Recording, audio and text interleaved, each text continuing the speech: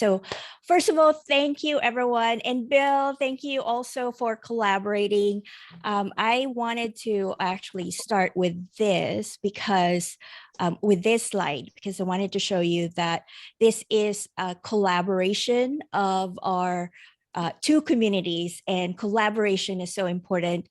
There's no competition in our ADHD world. I saw in the chat how many of you are from different places, not just in the United States, but globally as well. So that's why collaboration is so important for all of us. So without further ado, this is the Women's Health and ADHD workshop. And here's what we'll cover. And let me see here, and tell me whenever, if ever my screen doesn't share properly, but you're seeing what we'll cover today. Is the first one is who is this for and why, and then what's the problem. I'll also briefly touch on ADHD research by gender, and then I'll give you a cheat sheet that all of you guys can have, and a hormone ADHD checklist. Just to let you know, the slide will be available as soon as this workshop is done. So don't worry about it. You can screenshot, feel free to screenshot anytime and however you want to take notes. So who is this workshop for? So this workshop isn't just for women with ADHD, it's for anyone who lives, learns, or works with girls and women every day. So which means it's for everyone. That's why I'm so glad that two Bills are here, Bill Wildmer and Bill Hazelton. So we have two gentlemen here. I appreciate that because we can't do it all by ourselves.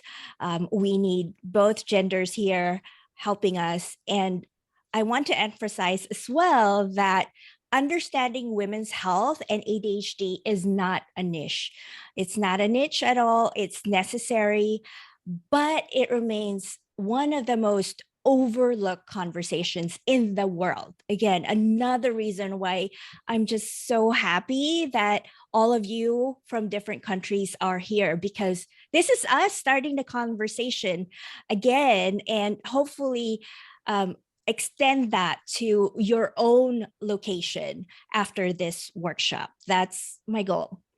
And wanted to introduce myself real briefly. Hello, I am Catherine.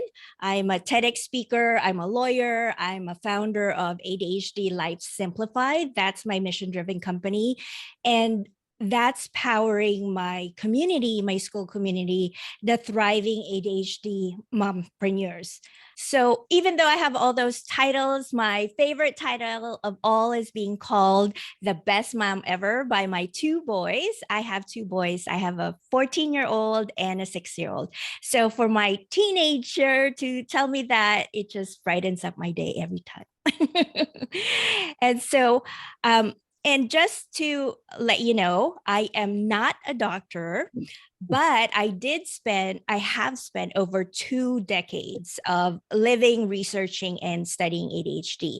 I was diagnosed after college about 20 years ago. And since then, I've seen the research of ADHD, and I've become my personal guinea pig in terms of treatment, medication, and everything else that you can imagine.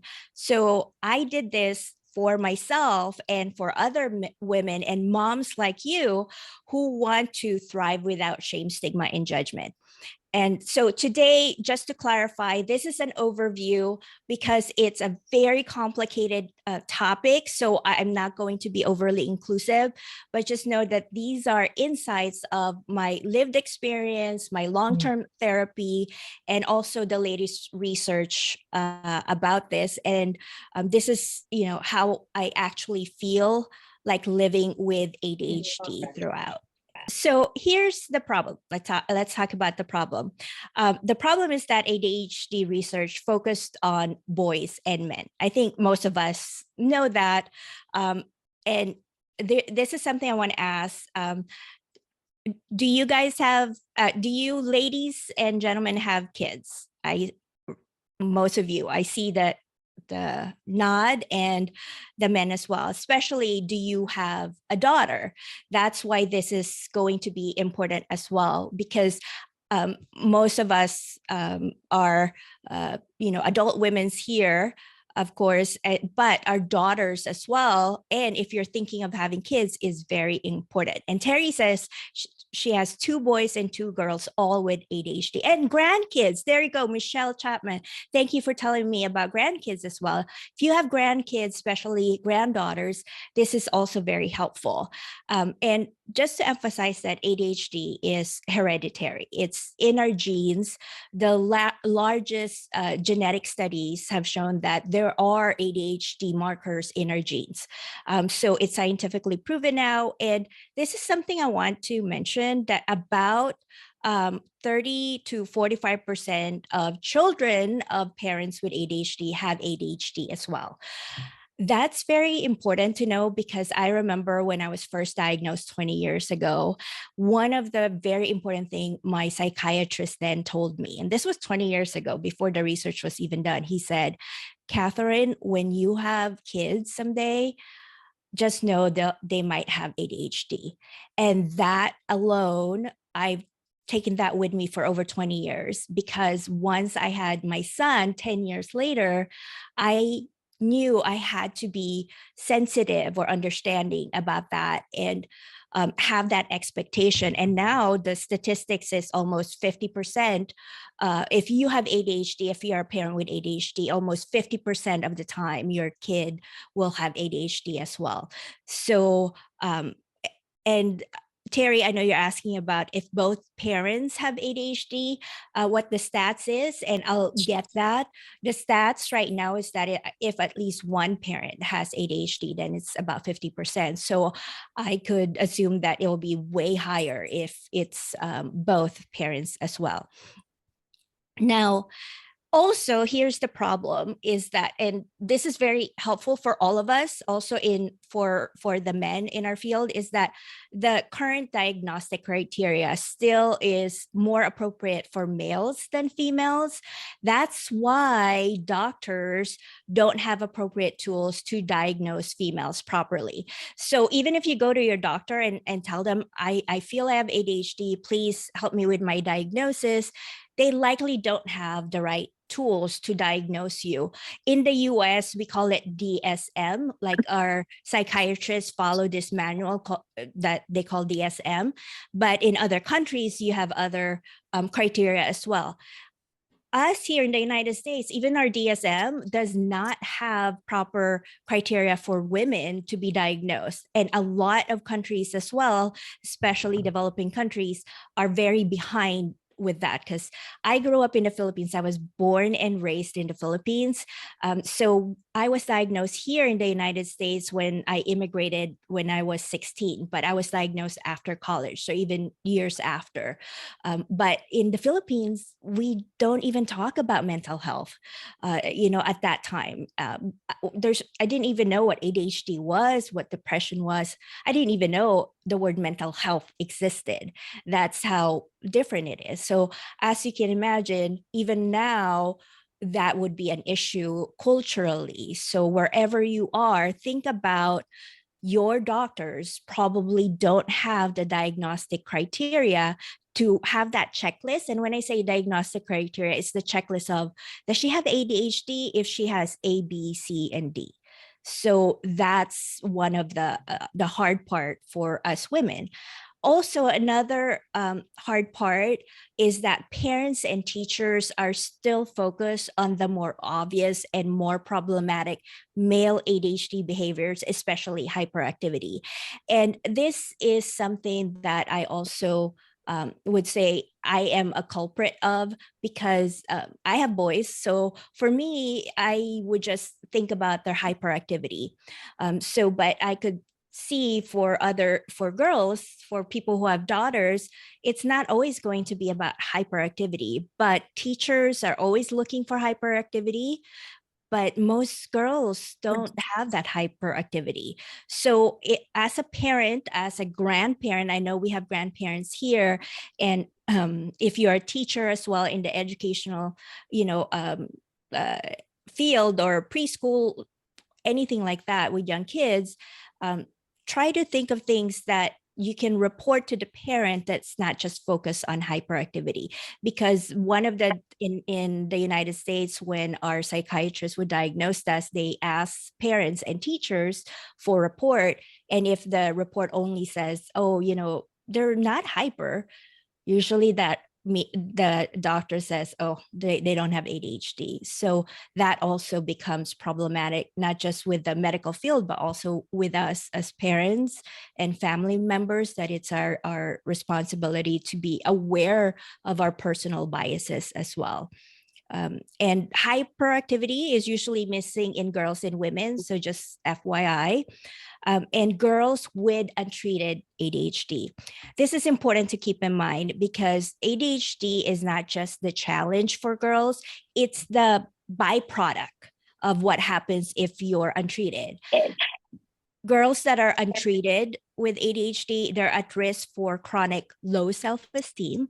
And this is something to think about for a lot of the late diagnosed women here. Think about if any of what I'm about to say applies to you as you were growing up. So if you were undiagnosed and untreated, you're at chronic low self-esteem. You might have underachievement, anxiety, depression, teen pregnancy because of the high risk, wanting to be always risky, and early smoking during middle school and high school. Something to keep in mind. And then for female adults, most of us are diagnosed in early adulthood. We're at risk of divorce, financial crisis, single parenting a child with ADHD, not completing college, underemployment, substance abuse, eating disorder, constant stress due to difficulty managing the demands of daily life, which then overflows into our own child's difficulties. And most of our children have ADHD. And I'm mentioning these not because I want to be like doom and gloom, but most of this too apply for all genders and all cultures and all ages.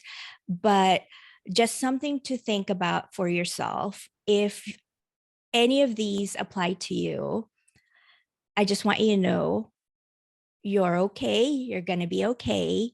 And it's about us coming together and just learning more. Okay. And so that I added here a timeline about the ADHD research with gender, but it's more because I'm a proud geek. I'm a nerd, and so that's why this is here. So the slide will be available to all of you, so you can see it. I won't spend that much time on this. I'll just briefly tell you why we're here, because sometimes it's good to know why is there not enough research for ADHD girls and women. It's just briefly again. So there was this boys disorder era in 1940s, 1960s, and it's more about the behavior problem, like are you hyperactive and all that. So girls quite symptoms of daydreaming and inattentiveness and emotional sensitivity. That's me right there. Are overlooked. Were overlooked in the 1960s. And when I tell the dates here, I see that we have different age group. Think about what was happening when you were born and around the time that you were in school. So in the 1970s and 80s, that's when ADHD shift happened.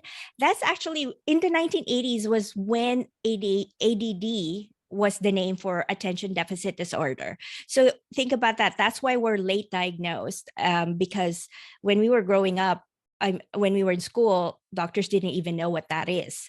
And then the ADHD, just FY, changed from ADD to ADHD in 1987 because now there's a focus on hyperactivity. Again, hyperactivity, which is not really that relevant for us women. We're not always, hyper. And then in the 1990s was when adult ADHD emerged. But it's not so much as for women. It's adult ADHD for men. So that's where the research is still. Girls and women research started, but the adult research was still in men. And then in 2000 was the recognition of underdiagnosed girls. And then in 2010, that's when hormones and lifespan awareness started, getting into the mindset of researchers. And just imagine 2010, it's 2025 right now. It's very recent in terms of research. Oops. And then right now in the present, that's where gender equity and awareness era, we're in this awareness era. So I'm glad that you guys are here with us, with each other to support us. So again, this is something that you can read for yourself. So let's go to the meat of this workshop that you all are waiting for. And ADHD in girls and women. One key thing, if you can, that you can get out of this workshop is this: it's powerfully influenced by hormonal challenges. ADHD and hormones for girls and women are extremely powerful correlation and relatedness. And I'll give you a cheat sheet. This is the aha moment I had this morning. I had a quiet time and I was like, oh, I think this is how to simplify the hundreds of research that I've been reading about like all these years. So just to simplify, so estrogen, if estrogen is low, your ADHD symptoms worsens. That's why it increases. That's it. And ADHD symptoms, we are impaired mood, attention, memory, sleep, like forgetfulness. Anyone having more forgetfulness, feeling overwhelmed, feeling scattered, feeling sleepy, and please feel free to stand up if you're feeling sleepy right now, or, you need to move around. Don't worry about it. I am hyper right now as well. So if your estrogen is low, your symptoms is worse. That's the simplest way of saying that. The reason is this: dopamine.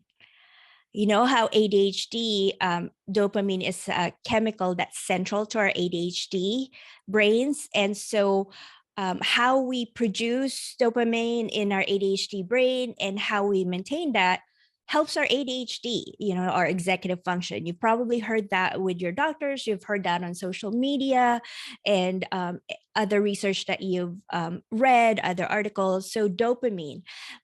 But here's the thing: estrogen actually helps manage dopamine levels. That's why when estrogen is low, our ADHD symptoms go haywire, because our ADHD symptoms need help from our dopamine. So these three are all interrelated. And that's why that link is very important to know. And why this is important to know is I have to let you know that most doctors don't fully understand this. And I'm not a doctor. I have no medical degree whatsoever. I just read the scientific research in journals. So a doctor friend of mine told me that when they were in medical school, they learned about ADHD and for about an hour in their entire medical school. And then after that, that's it, and so even your psychiatrist might not have time to read all the research. So that's why advocacy for us is very important. And this includes for you, John, both Bills, the gentleman in our group right now. Advocacy is very important because doctors don't know all of the research there. And I could understand that, as a lawyer, I don't know all the laws. And so that's why when I go to my doctor, I bring with me a printout of the research that I had, reliable scientific research, and say, hey, this is what I think is happening. And I'm not making it up. I didn't just Google it on WebMD. Here's an actual research. And I don't have anything against WebMD. Just mention that. But saying that as an example that you can do yourself for yourself as well when you go next time to your doctor or talk to your psychiatrist. So all of that, that's your cheat sheet. And now what does that mean for you, for all of us? I I think for our treatment, it has to be cycle specific ADHD management. It's quite a handful, but it's just remember cycle specific. What that means is we have to optimize the standard ADHD treatment, medication, behavior therapies, while also addressing the stage specific hormonal challenges like PMS, sleep disruption, or menopausal symptoms. And in the simplest term, because simplify, simplify, simplify is my mantra, is that's why I have this cheat sheet. Our ADHD can be managed better if we address both our hormones, our estrogen, and our ADHD symptoms.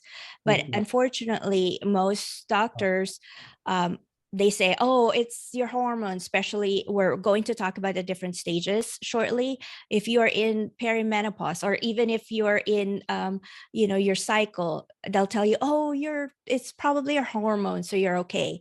So then this is the only thing that gets treated, but your ADHD symptoms are not getting treated. So they're still getting worse. Or if you've been diagnosed with ADHD, then they'll just say, oh, it's your ADHD. But then your hormones are not getting tracked or, not getting addressed as well. And these are two completely different fields. ADHD symptoms, you're going to go to your psychiatrist or psychologist. Your estrogen level, you're probably going to go to your gynecologist or OBGYN if you're pregnant and stuff. So those two doctors might not be talking to each other. I highly doubt it. And so it's hard to get managed unless we need a doctor that's both ADHD specialized and, gynecologist or OBGYN. So as you can see, it's so hard to figure that out. That's why it's our job to advocate for our girls, for our daughters, for our granddaughters, for ourselves as well. So maybe this is something that you can print out and bring with you, or just print on your wall to always remember, because even for me, I forget, am I addressing my estrogen or am I just doing my ADHD symptoms? And when I say ADHD treatments, managing that, I'll just give you a quick story in case this resonates with some of you. And I completely respect everyone whoever wants to take medication and whoever wants to not take medication. All of that, I respect everyone's choices. So for me, just personally, I've taken medication for over 20 years. And again, I'm my personal guinea pig, because in 20 years, medication for ADHD have changed. And so I've taken different medication depending on what's available in the market, and also depending on my insurance. Like out of the blue, it's almost like I just woke up and I hit a wall. Like, what is going on? And then I kept talking to my psychiatrist, my therapist, and they're trying to help me out. They're really great people. I've been with them for so long. And then one time I was talking to the nurse practitioner after I researched rejection sensitivity disorder, RSD. And I mentioned to her, you know what? I think I have rejection sensitivity disorder. And she looks at me like, oh, what is that? Like, like I was making it up. And then I realized, I think she thinks I'm making this up. And so I said, oh, RSD, rejection sensitivity disorder. And then I shared more with her. And then I saw at the corner of my eye that she's typing it on her computer, researching it as I'm talking to her, which is perfectly fine. That's what we all do.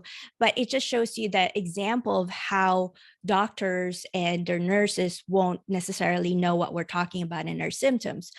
But after they researched it, after I put that awareness to my doctor, then now they know about it, so other patients can that complain about it will know about it. And my medication had to be adjusted.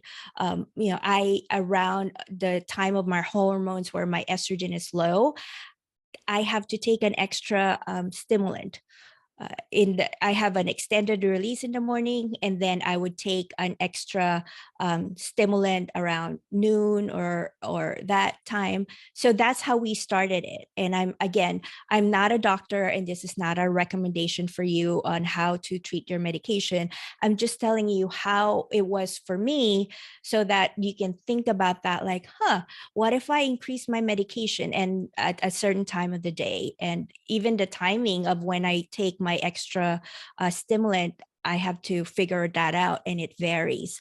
So just wanted to let you know that that's what I mean about cycle specific ADHD management. Depending on when you are with your hormones and your cycle, you might have to change your medication, and it's okay. It's okay. There's no shame or stigma on that. You might have to change how your coping mechanism that used to work, now it's not working, and it's okay. Okay. So you're not inconsistent. Your chemistry is inconsistent. So we have to follow along that. Um, and then here's my hormone ADHD checklist for you. It's a simple science-backed checklist to help you align your hormones, energy, and ADHD brain at every stage of your womanhood. And I hope you keep in mind the girls and women in your lives as I'm talking about this.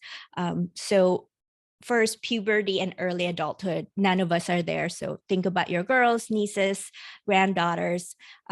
So what we're going to talk about, what's happening, what's the goal, what's the name, and what the plan of action is.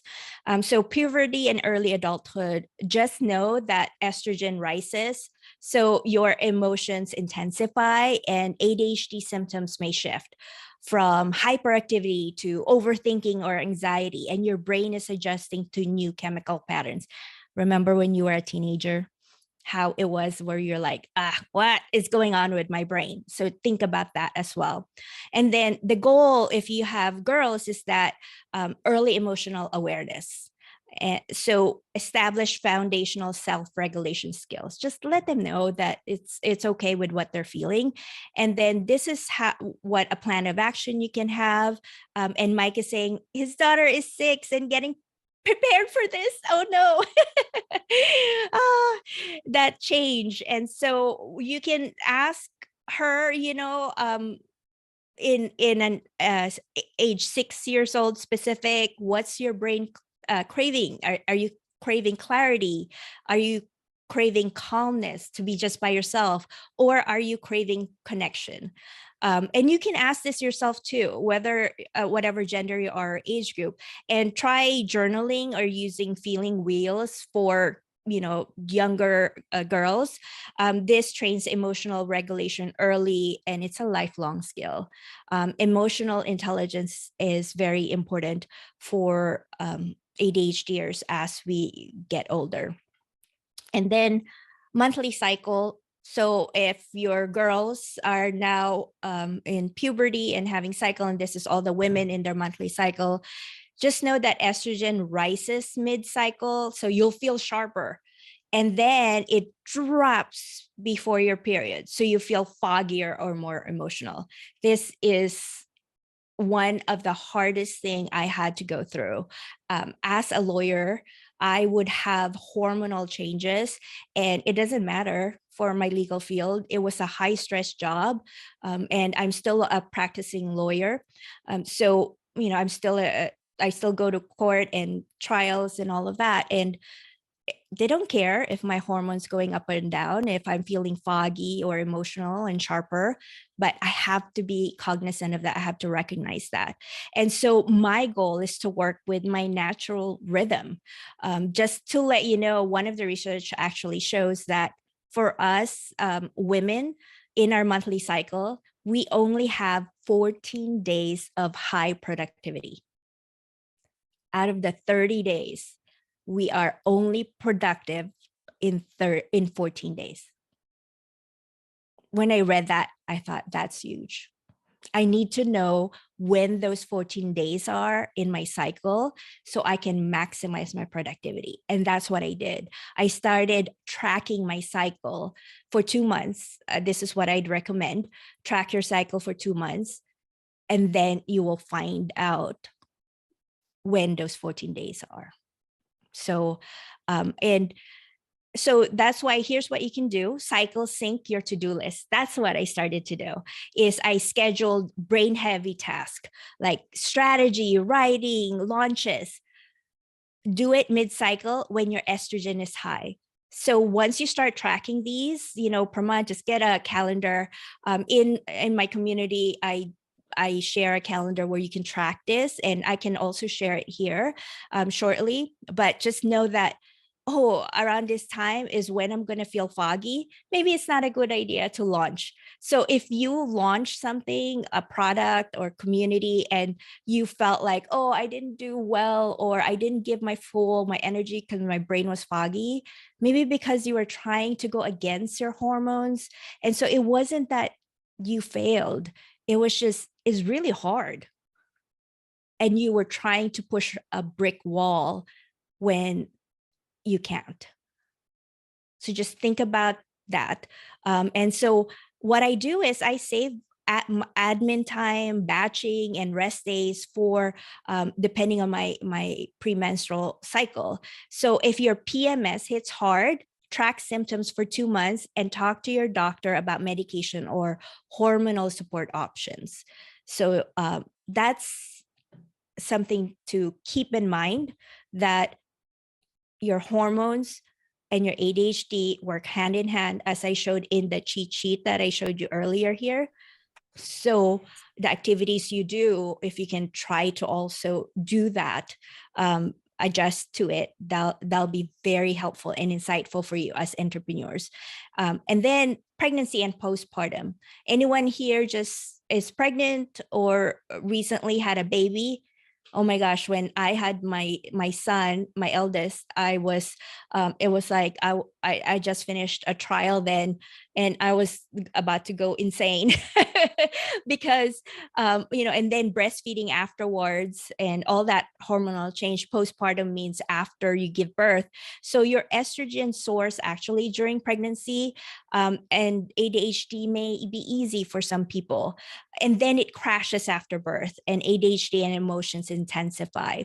So your goal is to protect your mental bandwidth throughout that period, the trimester that you have, and systematize before your baby comes and simplify after.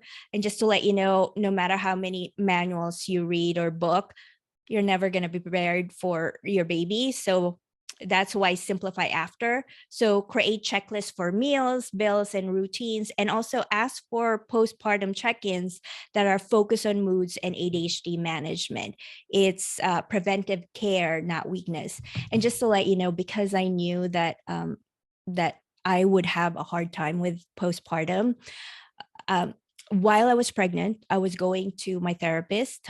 I've been going to therapy once a week for over 20 years. I made sure I mentioned that in my TEDx talk because I wanted people to normalize therapy, that it's okay. I come from a culture where some of my relatives even say to me that only crazy people go to therapy. So, and I go to therapy once a week, and I tell them that. But saying that, I made sure I went to therapy when I was pregnant, but most especially after my pregnancy while I was breastfeeding. And I kid you not, my therapist and my psychiatrist kept on repeating to me over and over again the same thing they've been telling me for months. But I keep on forgetting, and I keep on my ADHD symptoms and my foggy brain. So it just has to be repetition, repetition, repetition, when you're in that deep cycle of fogginess. And then perimenopause, okay, late 30s and 40s. So I'm guesstimating there's a bunch of us here. This is where I'm at. Just to let you know, your estrogen and progesterone are fluctuating unpredictably right now.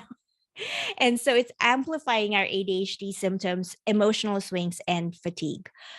So your goal is to stabilize your brain chemistry and energy.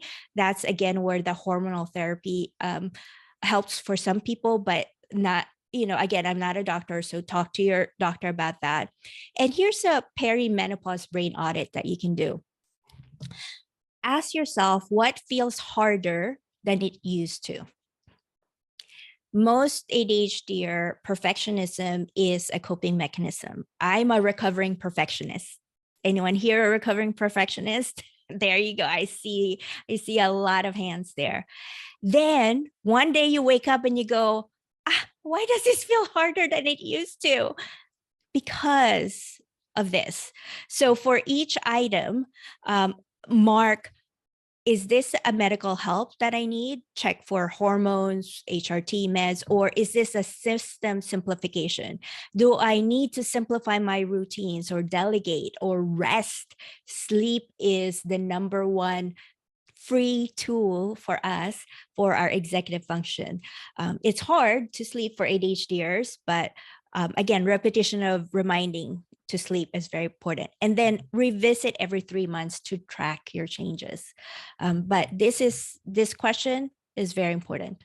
If all of a sudden things are harder for you right now, you're not failing, you're changing. And we all change in our seasons of life. That's what's happening. And it's okay.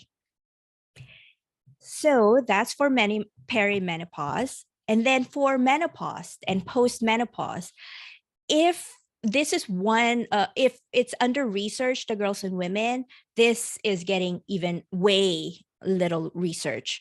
And so just keep in mind that what's happening is your estrogen remains low.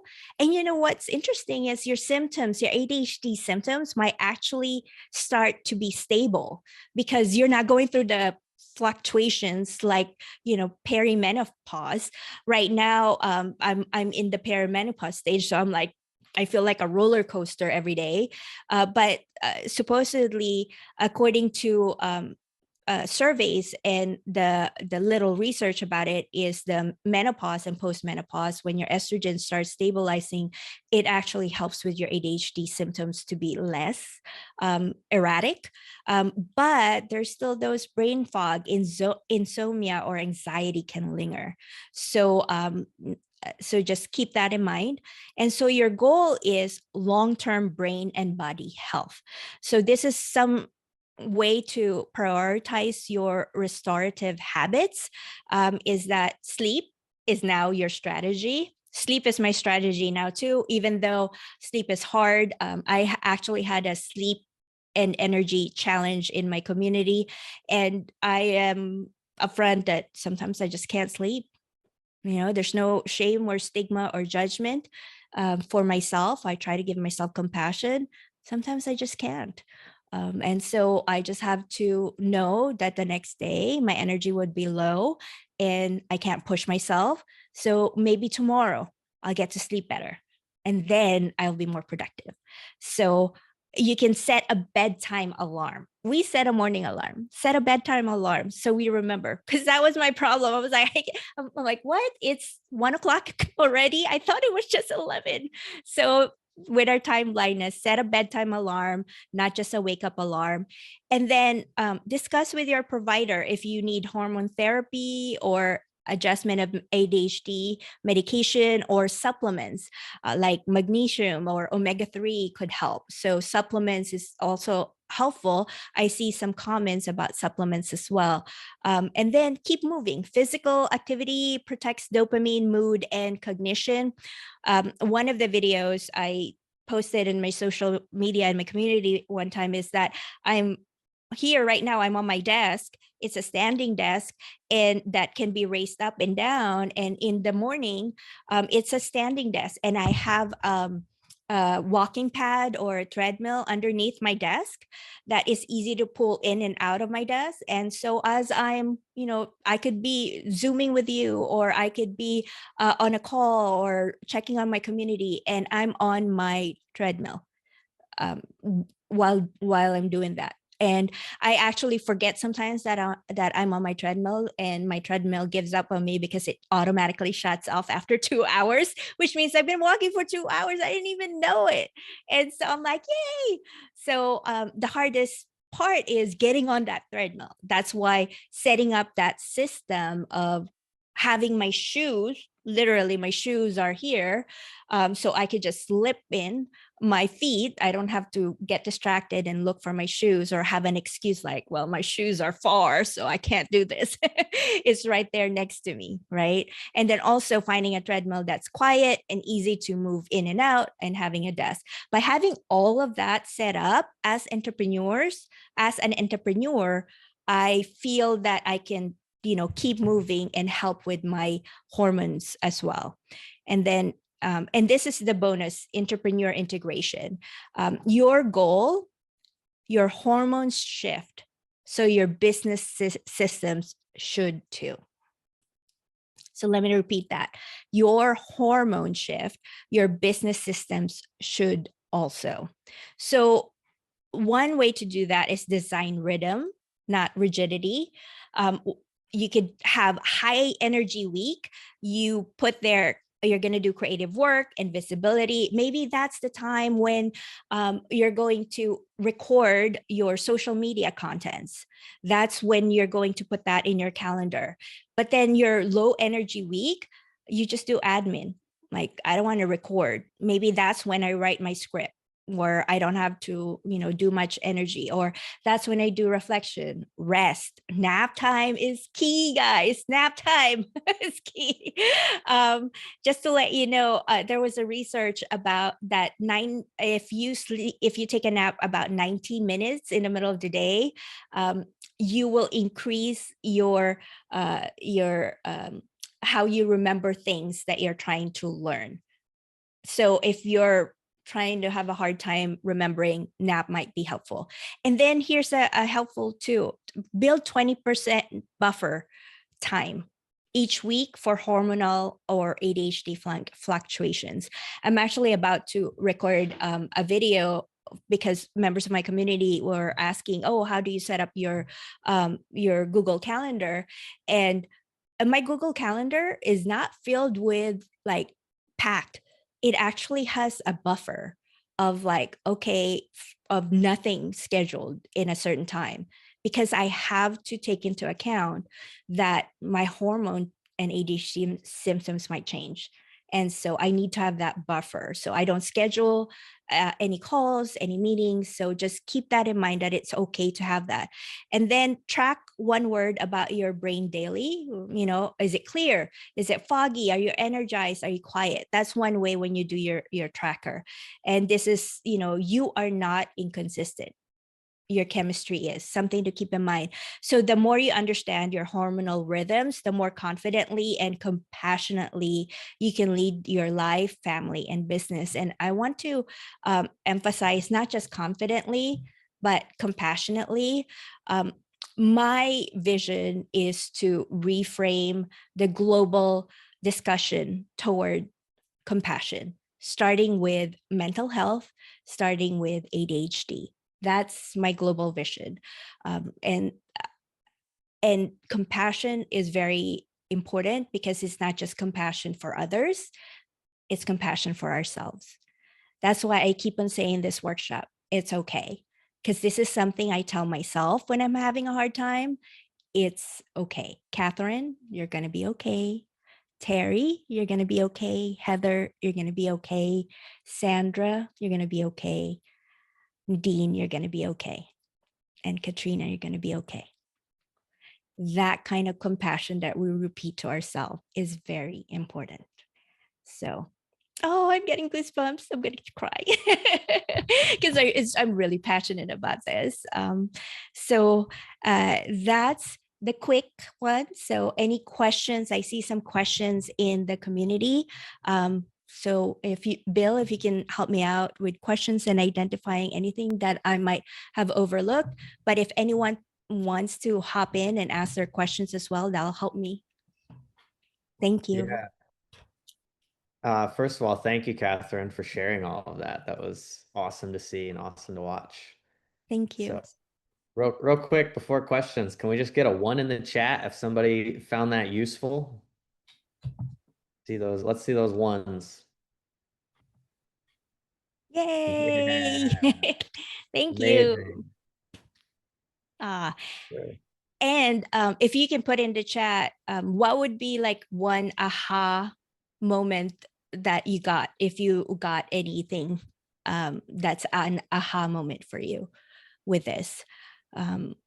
As I was researching this for like 20 years, and even, just this morning, I was like, oh, I have an aha moment all the time. Sleep during the day to help with memory. Yes, yes. Um, any way to boost estrogen without medication. Um, that one is still being researched unless someone has an experience. Hormone therapy has been um, what gynecologists have been recommending. How large the influence of estrogen is, according to Dr. Marin, a lot. A very, very the effect of estrogen for us is huge, but also progesterone, it affects us. But I try to keep this presentation as simple as possible. That's why I only focused on progesterone. I've actually also heard and found limited research that even testosterone might help with some perimenopause and menopause. Again, all of these are so new. That's why most of the studies are based on lived experience, and also surveys of women around our age. And let me see here. I had another question, if you don't mind, real Oh, quick. sure. So one of our community members couldn't make it, but she wanted me to ask you. Actually, I might need to find it first so you can, I'll get back to that. Thought it No I was have right it here, but ready. I have let's it see. ready, Bill. I can paste it in the, I can paste it Oh, in the perfect. chat. Yeah. Thank you, Rima. Appreciate it. Mhm. Awesome. And I'll stop screen sharing for a sec because I want to pull up something here as well. So okay. Oh, I see the question from that Rima posted. Zero estrogen and heavy impact on my ADHD because of my career, my cancer medication and ovary suppression injections. My breast cancer was ER positive, and I feel like all my symptoms are way worse in the last year due to this. Anything I can do to mitigate or relieve symptoms? Wow, that's heavy. That's a lot for your community member who's going through that. Just the emotional roller coaster of having breast cancer. So I feel for you if you're watching this replay. And right now, because you're probably going through your oncologist, your cancer doctor, and mention to your cancer doctor about your ADHD. That's what I would highly recommend. Some doctors don't feel like the need to ask that. And so we might overlook that ourselves. So just advocacy right now, self-advocacy is very important. Because I'm not a doctor, I can't really say how to mitigate that, but the way you could help yourself is that self-advocacy of telling your oncologist and your gynecologist and your psychiatrist of what you're experiencing, and be okay, open to it. And it's okay not to be okay. I say this to my clients. As a lawyer, I handle personal injury, and so I tell them, tell your doctor if you're having pain. And the same with us when we're having pain. Culturally, it's hard because Filipinos tend to not say anything if they're in pain. So I have to break that cultural cycle. So if you're in that culture where pain is thought of as a weakness, tell them that you're in pain. Just for everyone here as well, 25% of women, according to studies, live in poor health because doctors treat our pain very differently. So pain can be not just physical pain, but mental pain, emotional pain, all of that. Doctors treat our pain differently. So if you say something really hurts, the doctors usually think we're emotional. But if a male says it really hurts, then they'll be like, oh, okay, what can we do? And this gender gap just exists. Again, it's more of knowledge and information that's there, and that's where self-advocacy really helps. I hope that helps. And then, how do we do the tracker, please? Okay. So while I'm pulling that up, Bill, I'll pull it up. If Bill could fill the gap while I'm trying to find that here. Sure. Hold on. Yeah. Oh. Let's see. Okay. Um, I'll actually pull up a sample for you guys. Perfect. Okay. Yeah. Tracker. Do like, oh, Sandra raised her hand. We do have other questions in the Sure. chat a little while back. Okay. Earlier, Rima, you were asking something about the cycle and PCOS. Did you want to throw that out there? Yeah, I was just asking about, you said to cycle sync and manage the calendar, but my cycle's fairly irregular because of the PCOS. Would you have any recommendation for people like me? Yeah, that's tough too, because PCOS is a hormonal condition for women, and I don't know how it presents to you. Could you tell the rest of us what PCOS is in your own terms, Rima? Do you mind? That's a good question because it like different women, it presents and it manifests in a different way. For me, it's Yeah. basically you have, well, women, we have like cyst on our ovaries, and reflects with the insulin resistance, and your hormones are just wacky throughout the months. For me, that affects a lot with my ADHD or just depression and anxiety, because I don't know, anytime it hits me and then I'm like, what happened? And then a week later, oh, that period, like, oh, surprise, surprise, that's what was happening a week before. So Yes. for me, it usually just looks very random throughout the month. Yeah, and actually there seems to be a correlation of PCOS, that ADHD women have a higher tendency to have PCOS, according to the limited research. Of course, there's still a need for more research about that, but that's why it becomes a double whammy for women, because we have the hormonal shifts and then the ADHD symptoms. And for you, it becomes a triple whammy, because now you're talking about PCOS as well. And so it's for that, just know that your ADHD affects your PCOS and vice versa. And so when you talk to your gynecologist in your next checkup, mention both. And again, just be aware that your gynecologist probably won't know much about ADHD. And so you're going to have to go to tag team. You're like the mediator for both of your doctors.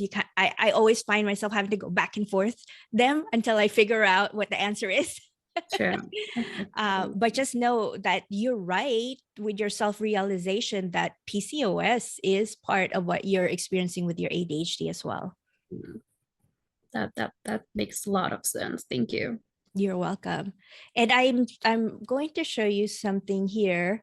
I will screen share in right now. Hold on. Let me make this bigger. Oopsie. Okay, let me screen share this. Okay. Let me know if you can see it. Do you see the women's health and ADHD graph?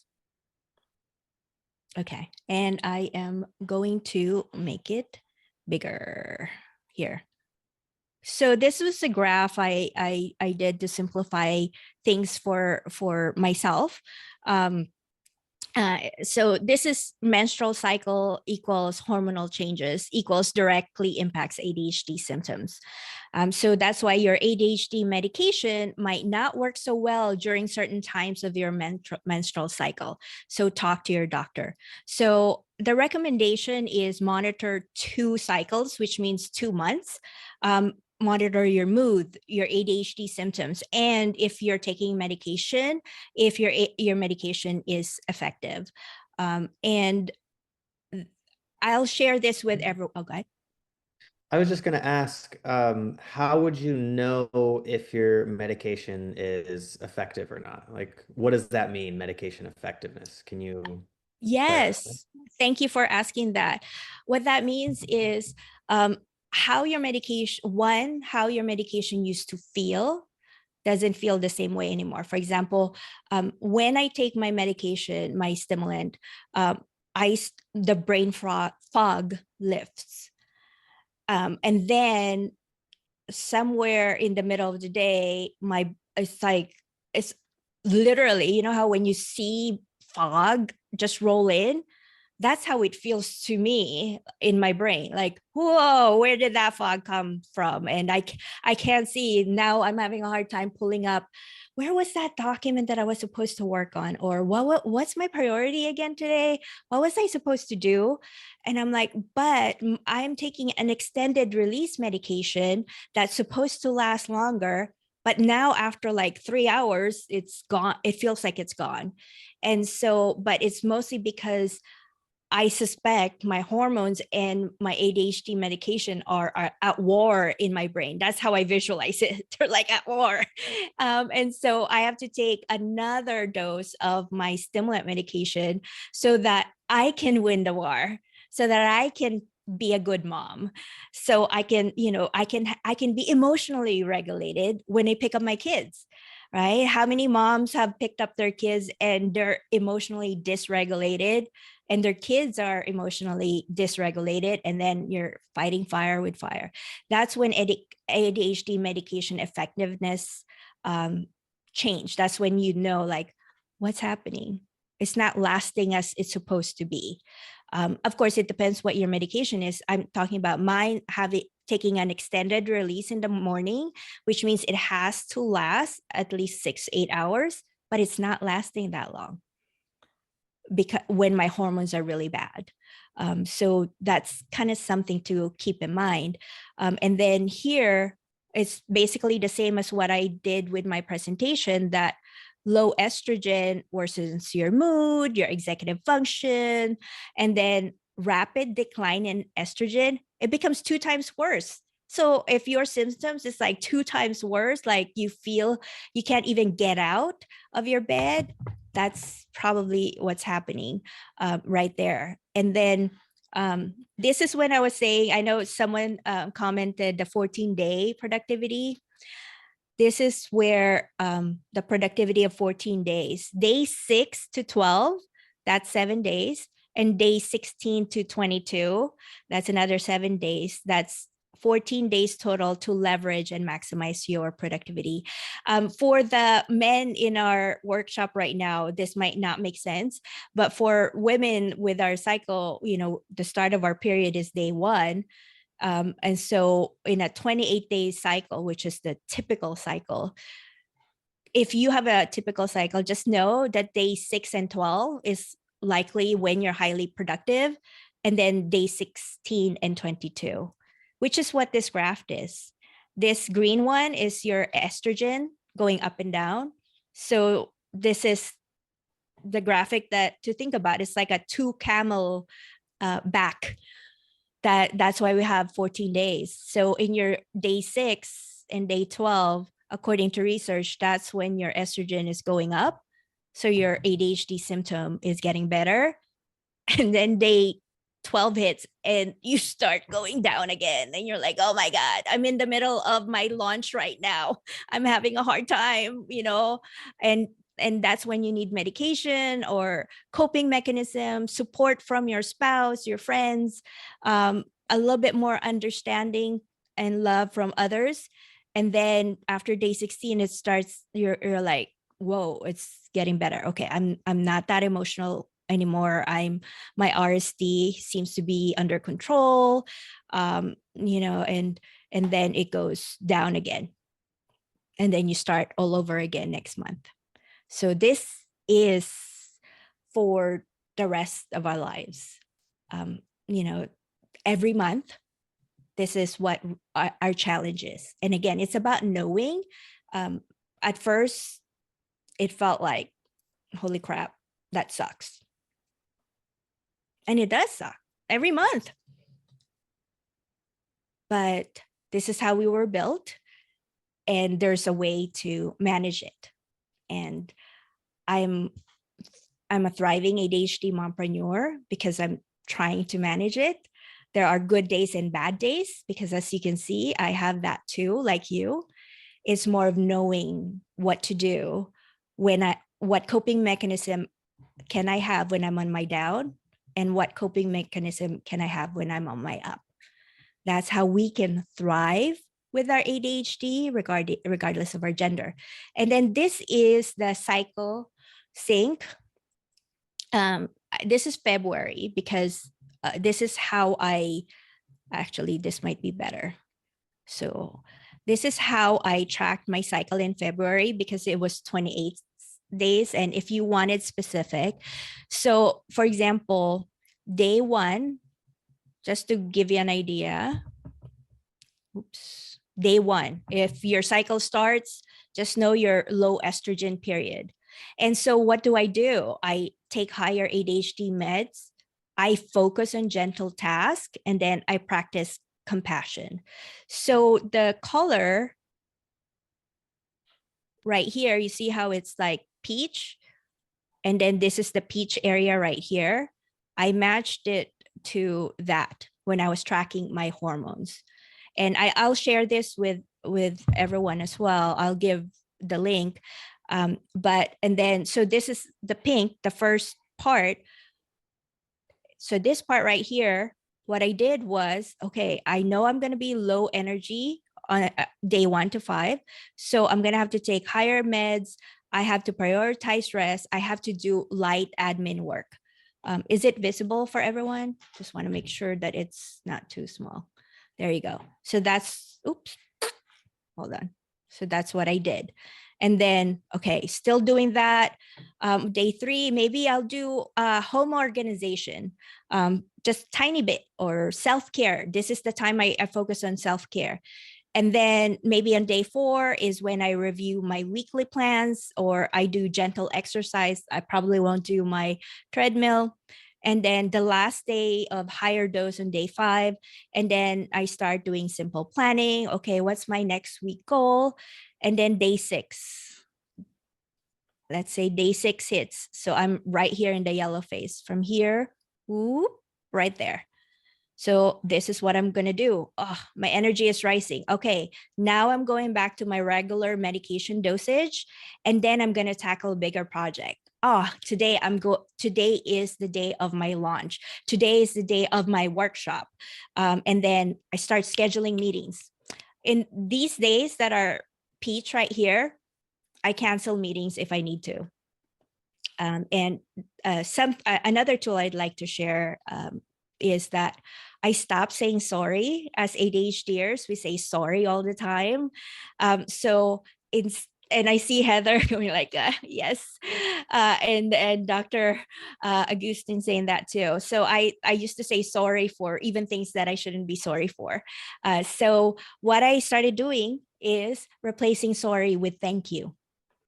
So when I'm late for a meeting, instead of, oh, I'm so sorry, I'm late again, I say, thank you, Bill, for waiting patiently.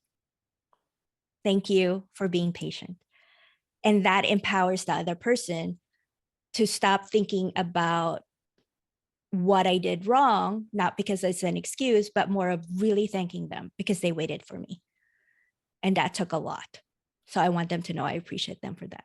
So just a tip. So that's why I don't schedule meetings here. And if I did schedule a meeting and I have to cancel, then I tell them, hey, I'm not feeling well right now. I need a mental health break. And they're okay. And I tell them, thank you for being understanding. Thank you for your compassion. I don't say, sorry, I have to cancel the meeting. I Can I say, jump in mm-hmm.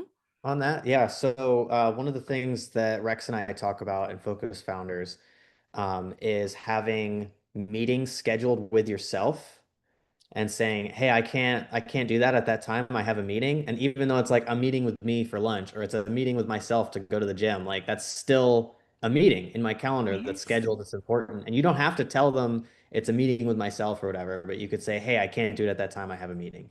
And it's Yes. valid. I think that's beautiful because, yeah, we don't put ourselves in our calendar, which you should do. And that's a meeting for yourself. I love that. Thank you for sharing.